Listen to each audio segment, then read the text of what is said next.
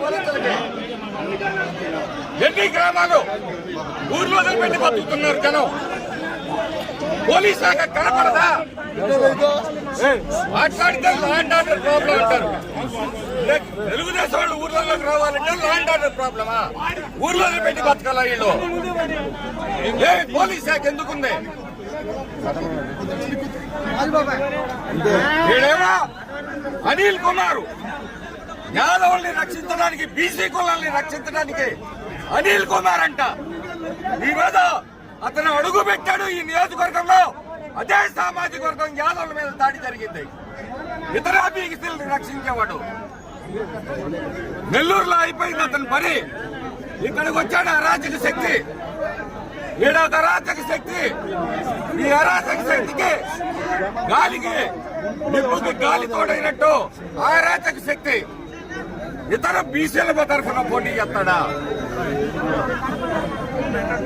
అడుగు పెట్టాడో లేదో యాదవుల మీదనే దాడి జరిగింది. ఈ యాదవులే కాదు, ఈ నియోజకవర్గంలో అందరూ ఆలోచించాలి.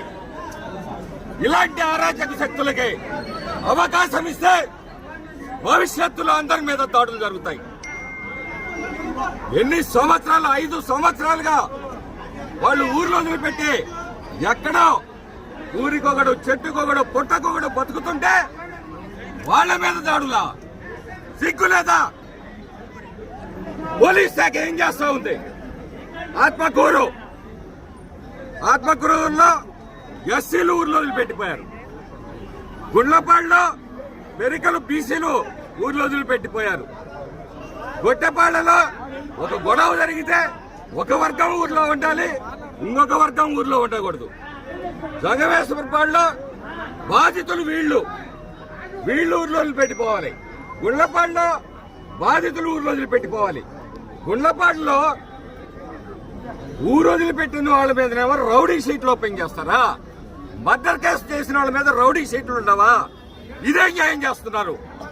మీరిచ్చిన అలుసే ఏం చేసినా చెల్లుతుంది, మేమేం చేసినా చెల్లుతుంది అని చెప్పేసి వాళ్ళకి పోలీస్ శాఖ సహకారం ఇవ్వబట్టే ఈ ప్రాంతంలో ఇన్ని దాడులు, ఇన్ని అమానుషికమైన విషయాలు జరుగుతూ ఉన్నాయి.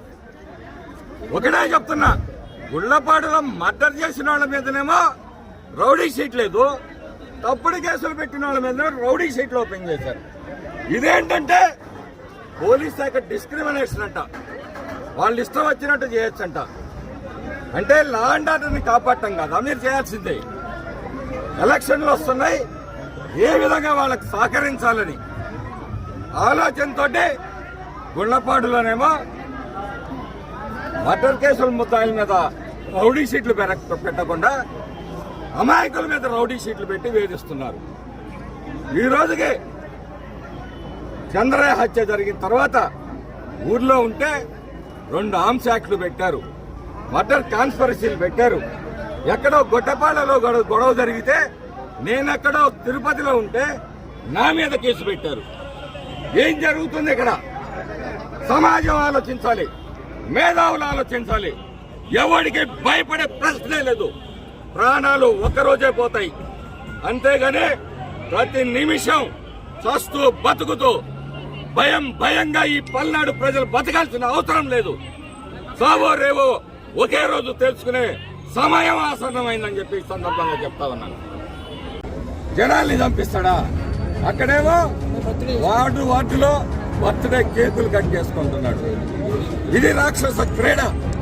ఈ జగన్మోహన్ రెడ్డి పరిపాలనలో ఎస్సీ, ఎస్టీ, బీసీ మైనార్టీలకి రక్షణ లేదు అనేది ఈ సందర్భంలో మరొక్కసారి చాటుతలమైంది.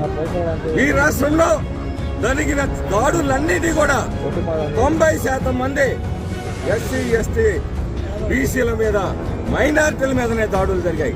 తప్పుడు కేసులు ఏదైనా పెట్టారంటే వాళ్ల మీదనే పెట్టారు. కాబట్టి ప్రజలందరూ కూడా ఆలోచించాలి.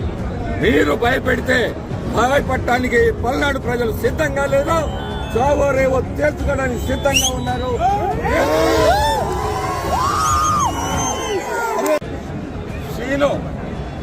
సీనుకి గాయాలు తగిలితే పోలీసులు అతనితో వేలు ముద్రలు వేయించుకున్నారు ఖాళీ పేపర్ల మీద అని చెప్పి సందర్భంగా తెలియజేస్తా ఉన్నాను. తప్పుడు కేసులు పెట్టడం, ఈ ఎవరైతే దోషులు ఉన్నారో వాళ్ళని రక్షించే భాగంలోనే మరి వేలు ముద్రలు తీసుకున్నారని చెప్పి సందర్భంగా తెలియజేస్తా ఉన్నాను. ఎవరైతే ఈ తప్పుడు విధానాల్ని అవలంబిస్తారో వాళ్ళ మీద మాత్రం కఠినమైన చర్యలు ఉంటాయని చెప్పి సందర్భంగా తెలియజేస్తా ఉన్నాను.